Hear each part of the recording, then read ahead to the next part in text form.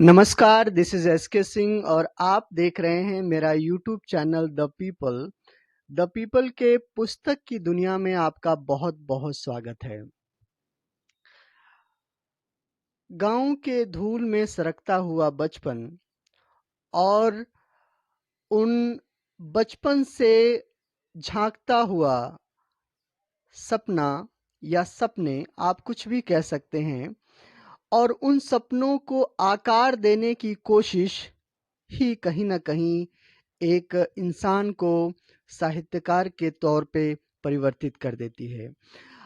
आज हम एक ऐसी ही शख्सियत से बात करने जा रहे हैं, श्रीमती कृष्णा गोयल, जिन्होंने हिंदू त्योहार और विज्ञान पर बुक लिखी है। इसके साथ-साथ उन्होंने पोएट्री भी, कविताएँ भी लिखी हैं, शायरी भी लिखी हैं।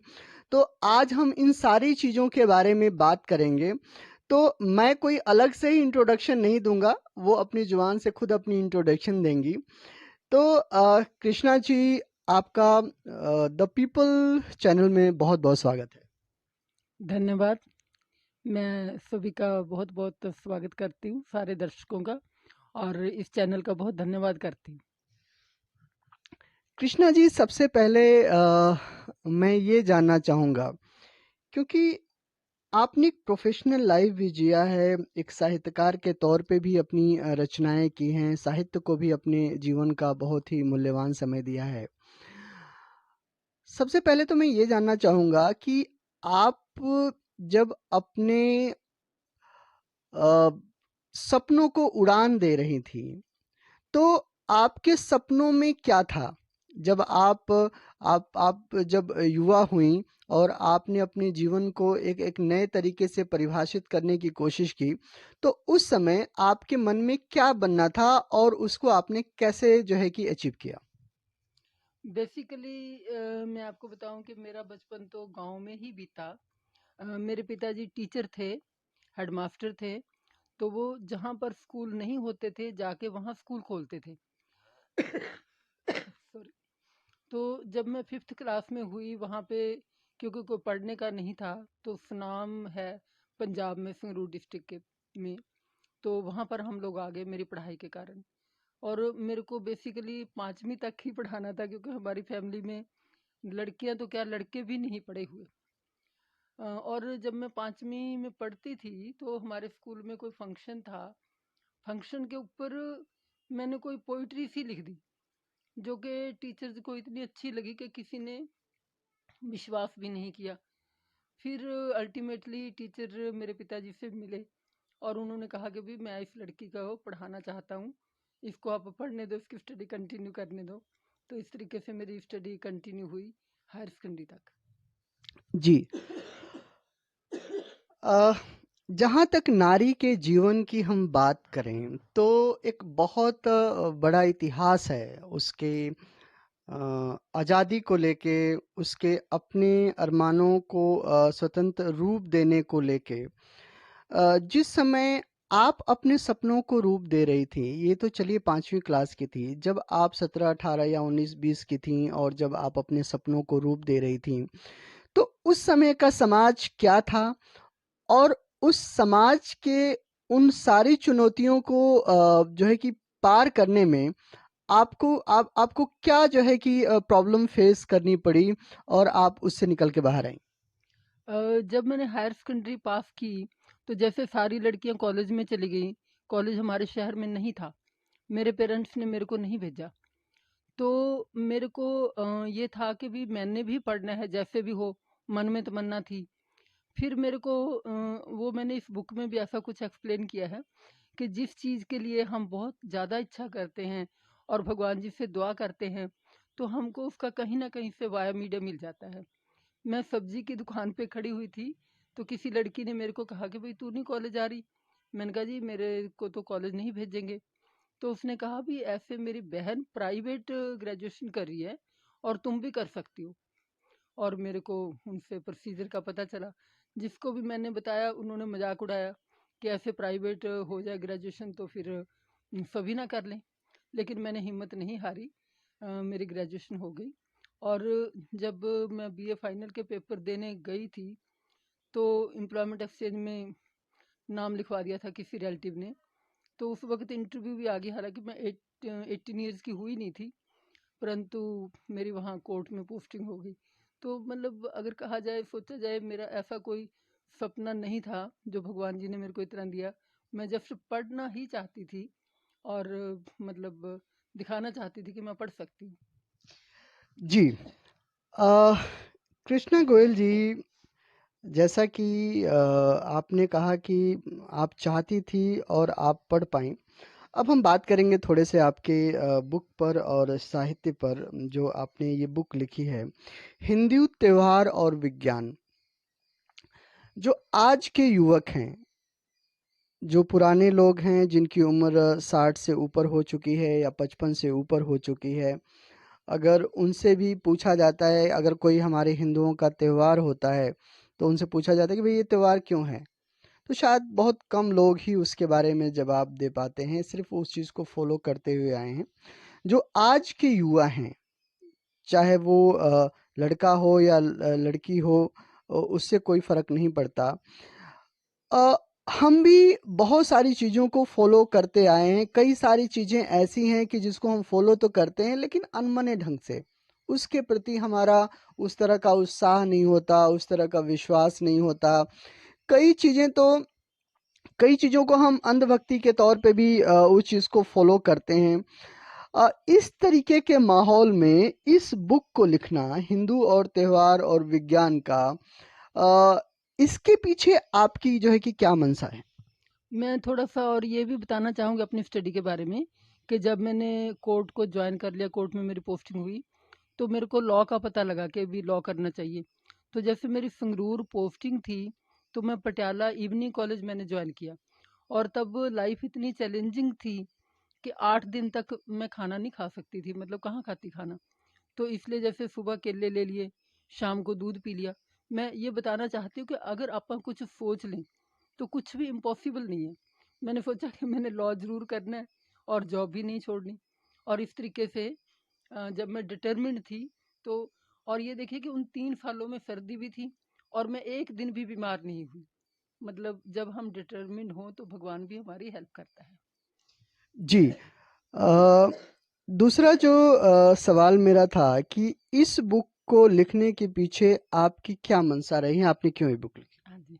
तो मैं किताब के बारे में तो पहले ये कहना चाहूँगी कि मैं जब आर्म्ड फोर्सेस ट्रिब्यूनल में मेरी पोस्टिंग हुई एज जॉइंट रजिस्ट्रार, तो पहली किताब तो मैंने तब लिखी, जो आर्मी पर्सोनल की सर्विस कंडीशंस के बारे में थी, लेकिन वो बहुत कॉस्टली पड़ी थी, तो उसके बाद मैंने कभी किताब लिखने का सोचा नहीं। उसके रिटायर होने के बाद 2015 में मैं रिटायर हुई। मैंने कोई एनजीओ ज्वाइन की, तो एनजीओ में बहुत से फंक्शन होते रहते थे। मैं कुछ ना कुछ लिख के बोल देती थी। तो मेरे एक कुलीग ने वहाँ है, बालकृष्ण काउंसिल करके, और अमिता शर्मा हैं, उन्होंने कहा यार कि जब तू इतना अच्छा लिखती है तो छपवाती क्यों नहीं? मैंने कहा जी मेरे को तो बहुत कॉस्टली पड़ता है। फिर मेरी किसी से बातचीत हुई जिन्होंने मेरे को गाइड किया कि भी आप कम किताबें, जैसे 100 किताबें भी छपवा सकती हो। तो ये हिंदू त्योहार और विज्ञान के बारे में मैं बताऊँ आपको, थोड़ा सा बहुत दिलचस्प है कि एक डॉक्टर हैं पीजीआई के, अभी भी हैं। तो वो आए मेरी खबर लेने, मैं थोड़ी बीमार थी, मेरे बेटे के दोस्त हैं, मेरा बेटा एडवोकेट है। तो वो मेरी खबर लेने आए, बातों बातों में ये बात चली, उस दिन पूर्णिमा थी, कि लोग बड़े अंधविश्वासी हैं।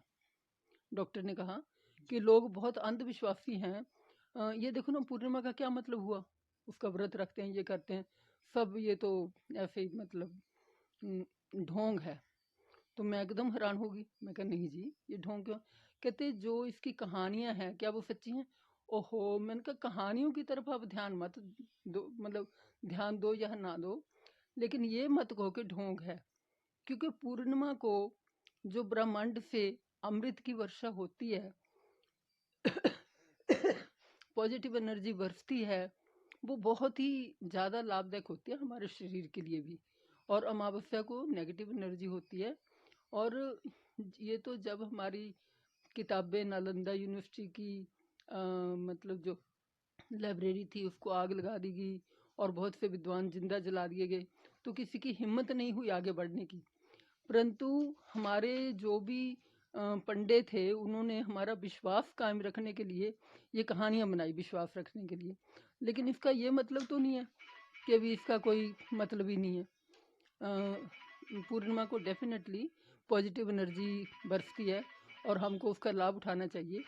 तो फिर उसके बाद मेरे को लगा कि भी जब ये इतने पढ़े लिखा पर्सन ये कह सकता है, तो बहुत से लोगों का ऐसा ही होगा कि मतलब विश्वास नहीं होगा। तो इसलिए फिर मैंने रिसर्च करनी शुरू की। मैं यूनिवर्सिटी भी गई और मेरे कई ग्रुप हैं एस्ट्रोलॉजी के, वहाँ से भी मैं सभी की राय लेती रहती थी कि ये ऐसा क्यों है। और मैं कहती हूँ कि जो एक तो पढ़े लिखे पंडित होते हैं ना, एक वो पंडित होते हैं जो बचपन से ही देख देख के से बने हैं। तो ऐसे पंडित हैं जैसे पुरुषोत्तम दास जी हैं, तो उन्होंने मेरे को इतना कुछ बताया कि मैं बहुत हैरान हो गई। जैसे एक होली का त्योहार है, तो आजकल बहुत से लोग कहने लगे क्या जी बकवास है, ऐसे रंग डालते रहो, पानी डालते रहो, ये इसका क्या मतलब है। पर होली के पीछे क्या विज्ञान है ये हम समझ ही नहीं सकते। और हमारे पूर्वज चाहते थे कि हम जो है ना प्रकृति से जुड़े रहें, क्योंकि हमारे ग्रंथों में कहा गया है यथा पिंडे तथा ब्रह्मंडे, जैसा हमारा शरीर यथा ब्रह्मंडे तथा पिंडे, जैसा ब्रह्मांड है वैसा हमारा शरीर है। तो इसलिए डेफिनेटली अगर हम प्रकृति से मिलके चलेंगे, उसके मुताबिक चलेंगे, तो हम बहुत शक्तिशाली भी होंगे और हमारा आध्यात्मिक विकास भी होगा। अ, कृष्णा जी, आपने अमावस्या का जिक्र किया, आपने जो है कि जो इस तरह के जो पूर्णिमा का जिक्र किया। जो मैं हूँ या मेरे जैसे जो यूथ हैं, वो अमावस्या की रात को एक काली रात की तरह देखते हैं कि कोई शैतान जो है कि खोपड़ी लेकर बैठा होता है और वो जो है कि किसी चुड़ैल को जो है कि जलाने की कोशिश करता है। जो इस तरह की कहानियाँ हैं फ़िल्मों के माध्यम से या जो है कि मौखिक जो है कि कहानियाँ हैं, उसमें कितना सच है कि क्या सचमुच जो अमावस्या की रात होती है उसमें कोई चुड़ैलें आती हैं, कोई शैतान, कोई तांत्रिक उसमें अलग-अलग तरह की विद्या करते हैं, इसमें कितनी सच्चाई है? देखिए, मैं इसके बारे में पहले तो आपको ये बताना चाहूँगी कि जो चंद्रमा है ना, एक ये जैसे टीवी रिले करता है ना, तो ये ब्रह्मांड का एक तरीके से रिले सेंटर है। जो भी अच्छी चीज़ है, तो जैसे-जैसे पूर्णिमा का चंद्रमा बढ़ता है, मतलब चंद्रमा बढ़ता जाता है, पूर्णिमा तक आता है, वैसे-वैसे उसकी शक्ति बढ़ती जाती है और वो रिले करता है। जब ब्रह्मांड में नेगेटिव एनर्जी होती है, तो नेचुरली वो नेगेटिव एनर्जी को रिले करता है, चाहे हमको चंद्रमा दिखाई नहीं देता। तो इसलिए जैसे हम कहते हैं कि महात्मा बुद्ध जी को ज्ञान हुआ पूर्णिमा की रात को, तो क्यों हुआ होगा ज्ञान अगर उसके बारे में हम सोचें। तो देखिए, मेरे दिमाग में ऐसी बहुत सी बातें आती रहती थी जिसका कई बारी कोई उसका मतलब मेरे को समझ ही नहीं आता था।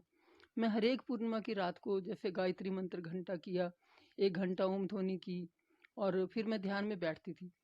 तो फिर एकदम जैसे दिमाग के बटन खुल जाते हैं ना।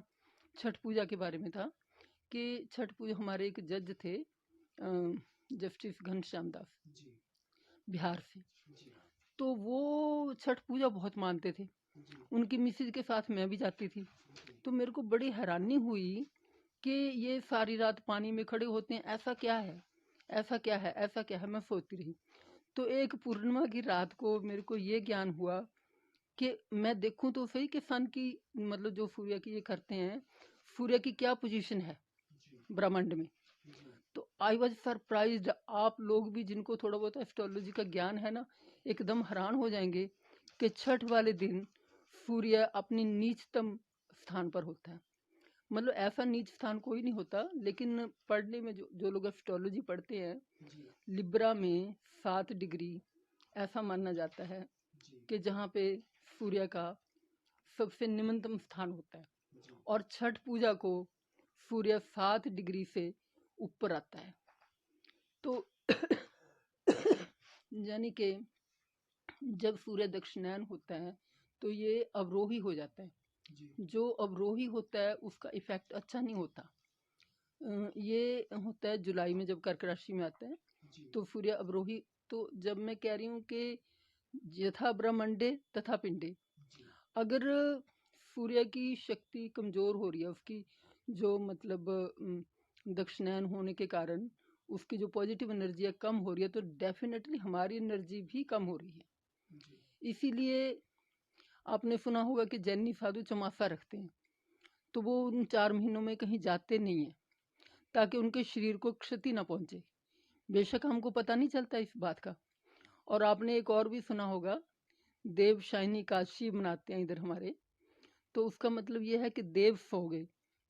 तो लोग इस चीज़ का मजाक उड़ाते हैं कि तुम्हारे देव कैसे सो गए। एक्चुअली जो देव हैं वो हमारे तत्व हैं हमारे शरीर के। जब सूर्य दक्षिणायन होता है उसकी टेढ़ी किरणें पड़ती हैं और अल्ट्रावायलेट रेज का इफेक्ट ज़्यादा होता है, तो उससे हमारे शरीर के तत्व कमज़ोर हो जाते हैं। इसलिए हमको अपने शरीर के तत्वों का ध्यान रखना होता है। उन दिनों में जो है मेटिंग भी नहीं करते।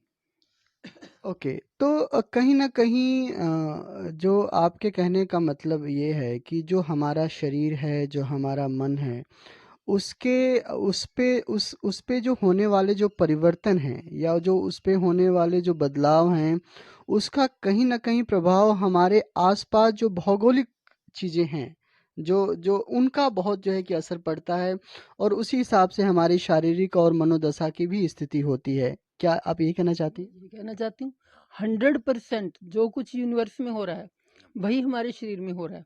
तो मैं वो होली की बात कर रही थी। होली के दिन ऐसे होते हैं जब सूर्य ये भूमध्य रेखा पर इक्वेटर पर आ जाता है, तो उन दिनों में दिन रात बराबर होते हैं ना। तो इक्वेटर पर आने के कारण जो सूर्य का बाहरी दायरा है उससे जो लपटें गिरती हैं वो 6,000 किलोमीटर गिरती हैं। और वो यूवी रेज ऐसी होती है, अल्ट्रावायलेट रेज ऐसी होती है जो हमको अंदर से जला देती हैं। तो उससे बचने के लिए पुराने ज़माने में सिंघाड़े का आटा और ये सारा मिला के ना, जिसको ये कहते हैं गुलाल सा घेरते हैं ना, तो वो सिंघाड़े का आटा अपने दोस्तों मित्रों को लगाते थे ताकि इनको हम बचा सकें। और वो हवा में फेंका जाता था और पानी भी फेंकते थे। तो और आपने ये भी सुना होगा कि होली को कहते हैं कि ये जलते बुझते दिन है, जलते बलते दिन। जी, इसीलिए कहते हैं क्योंकि इन दिनों में उसका जो असर है अल्ट्रावायलेट रेज का बहुत ज़्यादा होता है। उससे हमको ऐसे तो नहीं पता चलता, लेकिन अंदर से जैसे ये रेडिएशन हमको जला देती है ना, वो जला देती है। इसीलिए आपको शायद ये भी पता होगा कि हमारे पंजाब में होली के 2 दिन बाद एक त्योहार आता है जिसको बाफड़ा बोलते हैं। तो ये 3-4 मनाए जाते थे पुराने ज़माने में। इसका ये मतलब है कि हम जब रात को वो मीठी रोटी बना के रख देते हैं, अगले दिन मत्था टेकते हैं शीतला माता का, तो उस मीठा खाने से, हलवा वगैरह खाने से हमारी अंदर से मालिश हो जाती है। तो जो वो अल्ट्रावायलेट रेज का इफेक्ट है ना, वो अंदर से धो देता है हमको। इसलिए मतलब जो भी ये होली का, हालांकि जब मैंने वो पंडित पुरुषोत्तम दास का वो दिया था ना रेफरेंस, तो उन्होंने मेरे को पहली बार बताया। मैंने कहा जी ये फिर क्या होता है होली का? तो होलियां उतरती हैं और क्या। होलियां का मतलब कि वो विकिरण जो अल्ट्रावायलेट रेज वो आसमान से गिरती हैं, जिसको हमारा जो वातावरण है हमारी पृथ्वी का, वो नहीं बचा सकता और हमारे शरीर पे सीधा असर करते हैं। इसीलिए ये होली हमारे बहुत पुराने देर से मनाई जाती है। क्या है कि बहुत सारी ऐसी चीज़ें जो सैकड़ों सालों से जो है कि मनाई जाती थी, लेकिन जैसे-जैसे जीवन बदला है, जीवन जीने का तरीका बदला है, बहुत सारी चीज़ें वैसे पीछे छूट गईं और उनको दोबारा करना पॉसिबल भी नहीं है, संभव भी नहीं है। आपने जो ये बुक लिखी है कि हिंदू त्योहार और विज्ञान, मैं एक एक कॉमन समझ के हिसाब से मैं अगर मैं बात करूँ, मान लीजिए कि होली, ठीक है। दर्शक जो लोग भी सुन रहे हैं, होली का मतलब क्या है? आप क्या समझते हैं कि होली क्या है? जहाँ तक मैं समझता हूँ कि ज़्यादातर लोग यही समझते हैं कि होली के दिन अ, हमारी जितनी भी कुंठाएँ होती हैं, हम बड़े सोफिस्टिकेटेड तौर पे पूरी लाइफ़ जीते हैं। सूट-बूट जो है कि पहन के जो है कि घूमते हैं, अपना काम करते हैं, आके सोते हैं। लेकिन कहीं न कहीं एक अंदर का शैतान, जो धूल-मिट्टी में भी खेलना चाहता है, जो उल्टे अनाप शनाप भी बकना चाहता है, और कहीं ना कहीं हम उस दिन को उसी तरीके के तौर पे लेते हैं। कुछ अनाप शनाप बकते हैं, कीचड़ फेंकते हैं, पानी फेंकते हैं, होली खेलते हैं, और इसी मामले में कई लोगों से मुलाकात भी हो जाती है। तो अपने अंदर का जितना भी नोटोरियस इंसान है, उसको हम जो है कि उस दिन बाहर निकालते हैं। कुछ लोग होली को ही शराब पीते हैं और दिन नहीं पीते, तो उनके लिए भी एक मौका होता है, ठीक है। ये सारी चीजें जो है कि एक कॉमन सेंस के तौर पे आज के तौर पे जानी जाती है। और क्या मैं ये जानना चाहता हूँ कृष्णा जी कि अब इसके पीछे होली का रियल सेंस क्या है और उसको मानना जरूरी क्यों है? दो चीजें हैं। बहुत अच्छी बात आपने जो मेरे से मिस हो रही थी। एक्चुअली होलिका दहन भी कहते हैं इसको। तो होलिका कई बारी तो ऐसे कहते हैं जी वो उसकी बहन थी हिरणाक्ष की, तो प्रहलाद को जलाने के लिए बैठी थी। चलो वो कहानियों को मैं डिस्प्यूट नहीं करती, जो भी कुछ कहें। अदरवाइज होलिका जो है हमारे ग्रंथों में ये सूखे तिनकों को कहा गया है, क्योंकि मार्च अप्रैल में बहुत से पत्ते झड़ जाते हैं, पतझड़ होती है और बहुत से ये तिनके से इकट्ठे हो जाते हैं। होलिका दहन इन सारी चीज़ों को इकट्ठा करके गोबर के उपलों से जला के वो हम सफाई करते थे पुराने ज़माने में। तो इससे क्या है कि जब हम ऑल ओवर इस तरीके से सफाइयाँ करते हैं, तो वो जो वातावरण में यूवी रेज का असर होता है ना, वो भी बाष्पीकरण से दूर हो जाता है। तो होलिका जो होलिका होती है ना, मतलब तिनके घास फूस के उनका दहन करने वाली जो आग है उसको होली बोलते हैं। अदरवाइज होली का मतलब ही नहीं पता लोगों को कि होली होती क्या है। जी। तो कहीं ना कहीं जैसे मैं बात कर रहा था कि जो हमारा वर्तमान जीवन है, और उस जीवन के सुविधा के अकॉर्डिंग जो त्योहार का अपना कैरेक्टर है, फेस्टिवल का जो अपना कैरेक्टर है, वो बहुत चेंज हो गया है। ये आपकी मर्जी है कि आप उसको किस नज़रिए से देखें। अब आगे हम बात करते हैं करवा चौथ, या हम छठ पे एक छोटी सी टिप्पणी आपकी छठ पे ले लेता हूं मैं, ठीक है। छठ, पहले करवा चौथ पे, क्योंकि अभी अभी वो बीता है करवा चौथ। करवा चौथ पे बात करते हैं।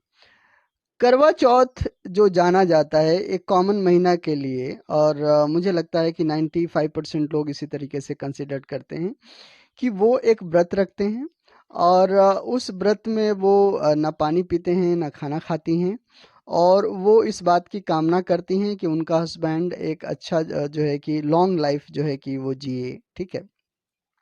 और जो है कि उनका उनके रिलेशनशिप अच्छे बने रहें, ये उनकी कामना है। लेकिन करवा चौथ जैसे ही उसके दूसरे दिन, ठीक है, बीतता है, वो सारी चीज़ें धूमिल हो जाती हैं।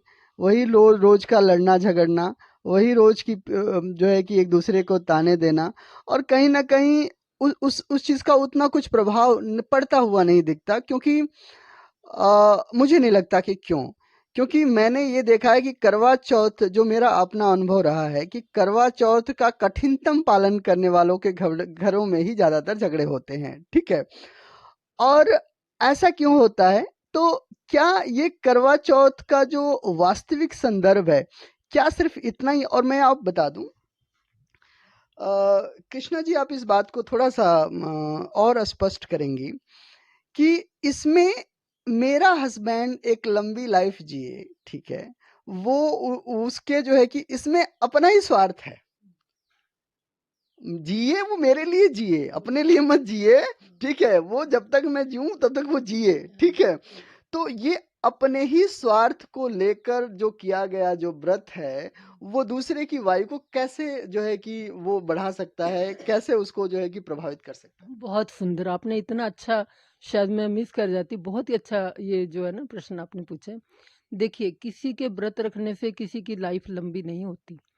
ये हमारे पूर्वज चाहते थे कि कम से कम, जब मैंने बताया ना सूर्य दक्षिणायन हो जाता है और उसका जो किरण का बहुत ही बुरा असर पड़ता है अल्ट्रावायलेट रेज का। तो अभी मैं वो बाद में बताऊंगी, पहले मैं आपके प्रश्न का जवाब दे दूं। देखो, ये कि एक दिन कम से कम लेडीज अपने आप पर कंसंट्रेट करे। और आपको ये पता है कि जब हमारी नाभि खाली रहेगी तो जठराग्नि उत्पन्न होती है। ये हमारा जो मणिपुर चक्र है, सोलर प्लेक्स है, वो जागृत हो जाता है। जागृत होने के कारण ही हमारी शक्ति बढ़ती है। क्योंकि इतने दिनों में तो सोया रहा था जब सूर्य दक्षिणायन था। सूर्य तो खैर अभी भी दक्षिणायन है, छठ पूजा को ही ये मतलब अपने आरोही होगा, परंतु उसका वो असर घट जाता है। तो पृथ्वी हमारी ऐसी जगह पे आती है जब अमृतमयी किरणें आनी शुरू हो जाती हैं, और औरतें कभी अपने पर ध्यान नहीं देती। उनको कंपेल करने के लिए, क्योंकि हमारी जो भारतीय नारी है ना, पतिव्रता नारी मानी जाती है, वो अपने आप को कुछ भी करने को तैयार है, पर उसके हस्बैंड पे कोई बात नहीं आनी चाहिए। चलो ये ठीक है कि आजकल ज़्यादा पढ़ाई लिखाई होने के कारण, ईगो होने के कारण आपसी झगड़े झगड़े होते हैं, वो उसमें करवा चौथ का तो क्या मतलब कोई ऐसा उसका पार्ट नहीं है, लेकिन ये औरतों की अपनी भलाई के लिए है। हमारे पूर्वज ये जानते थे कि आने वाला समय कुछ ऐसा समय हो जाएगा जब औरतें अपने पर ध्यान नहीं दे पाएंगी, क्योंकि पुराने ज़माने में भी चक्की पीसना क्या कुछ करना औरतें ये सारा काम करती थी, और आजकल भी ऑफिस जाना, ये करना वो करना। तो अर्ली इन द मॉर्निंग आपने अगर कुछ खाना है तो खा लो, और उसके बाद पूरा दिन अपने आप को शुद्ध रखना है, आपने तैयार होना है, सजना है, संवरना है, ताकि आप अपने आप पर कंसंट्रेट कर सको। और ये है कि उस दिन पानी भी नहीं पीना, क्योंकि हम बार बार पानी पी के ना अपनी नाभि को गीला करते रहते हैं, तो वो जठराग्नि पैदा होती ही नहीं, इसलिए वीकनेस बढ़ती जाती है।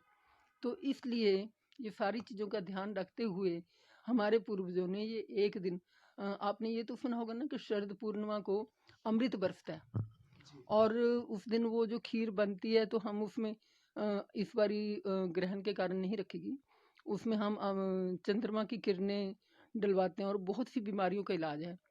तो ये जो अमृत की वर्षा है, घटने घटते घटते घट जाती है, ये चौथ तक इसका असर रहता है पूर्णिमा के बाद।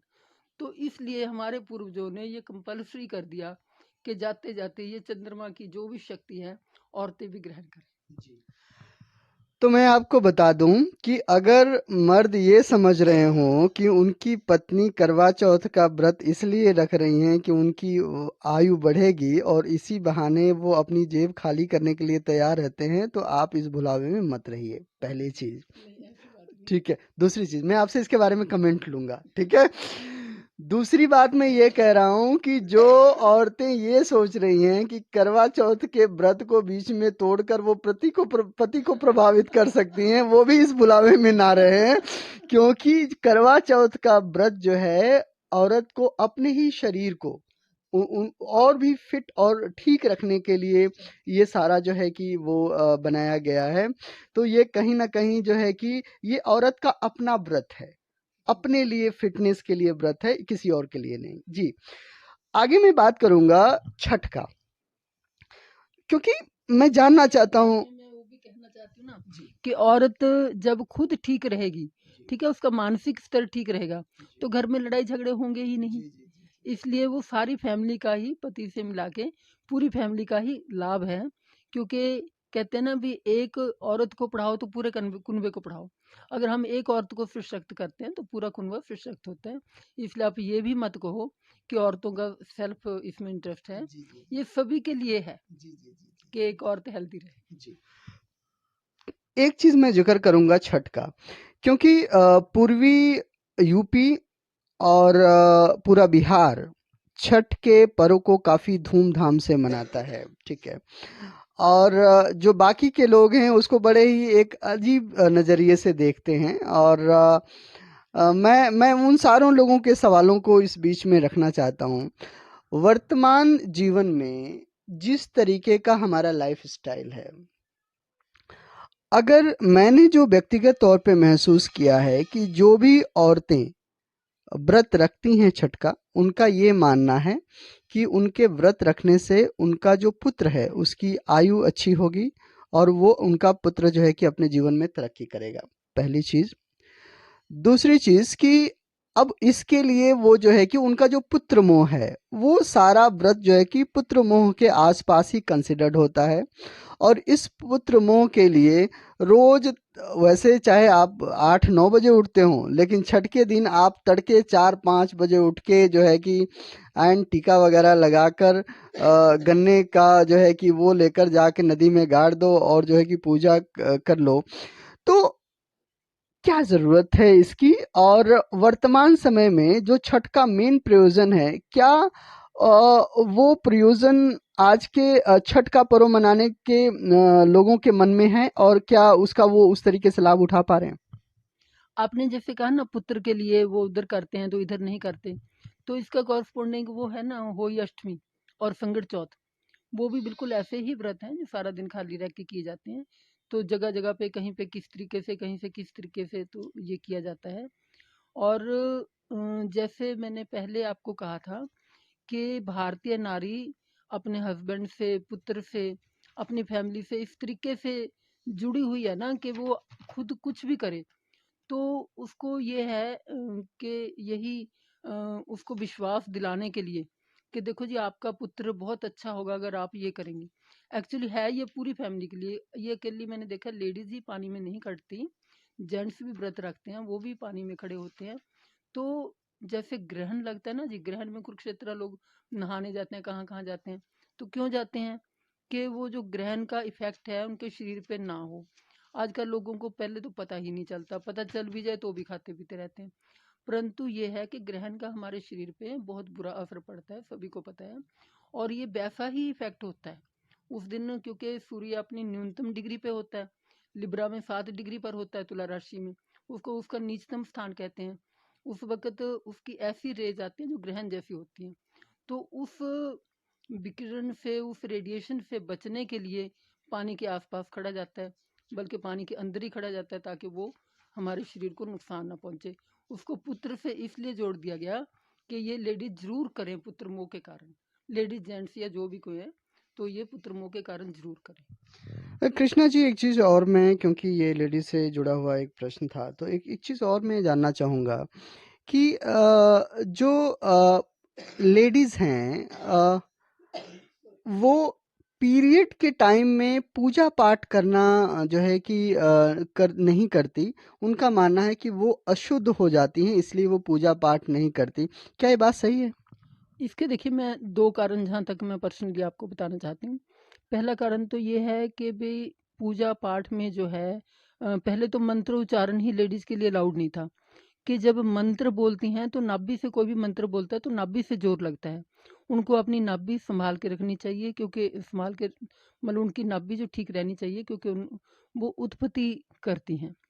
और दूसरी बात ये है कि पीरियड्स के दिनों में वैसे ही वीक हो जाती हैं वो, ज़्यादा काम नहीं कर सकती, ज़्यादा कॉन्सन्ट्रेट नहीं कर सकती। तो अशुद्धि तो मैंने कहीं पे ये पढ़ा था कि इसी रक्त से बच्चे का जन्म होता है। तो जिस चीज़ से आप प्रोड्यूस करते हो, प्रोडक्शन है, वो अशुद्ध कैसे हो सकता है? मैंने किसी विद्वान का ही पढ़ा था इसके बारे में, मैं अपने खुद इसके बारे में नहीं कह सकती। लेकिन अगर वो नहा धो के, साफ हो के वो करती है, देखो गंदे हाथ तो मतलब अगर हम वैसे भी वॉशरूम जाते हैं तो मतलब साफ-सफाई तो चाहिए। अगर साफ हो के पूजा पाठ करती है तो उसमें कोई हर्ज नहीं है। अदरवाइज़ पूजा पाठ से उनके मन पर, उनकी नाभि पर अच्छा असर नहीं पड़ता। जी, तो ये थी हमारे साथ कृष्णा गोयल जी, और हम बात कर रहे थे हिंदू त्योहार और विज्ञान। जो लोग भी इस बात के इच्छुक हैं कि जो हमारे हिंदुओं के जो अलग-अलग फेस्टिवल्स हैं, जो त्योहार मनाए जाते हैं, उनका वास्तविक रीज़न क्या है, वास्तविक कारण क्या है, वो कृष्णा गोयल जी की इस बुक को जो है कि वो पढ़ सकते हैं। तो आज के वीडियो में बस इतना ही। आगे हम फिर किसी साहित्यकार के साथ जो है कि वो हम बात करेंगे। तो कृष्णा जी, आपका बहुत-बहुत शुक्रिया। बहुत धन्यवाद, मेरे को बहुत अच्छा लगा कि आज आपने मेरे साथ ये बातें की। मेरे को रियली मैं बहुत थैंकफुल हूँ और सुनने वालों का मैं बहुत शुक्रिया करती हूँ। Thank you very much.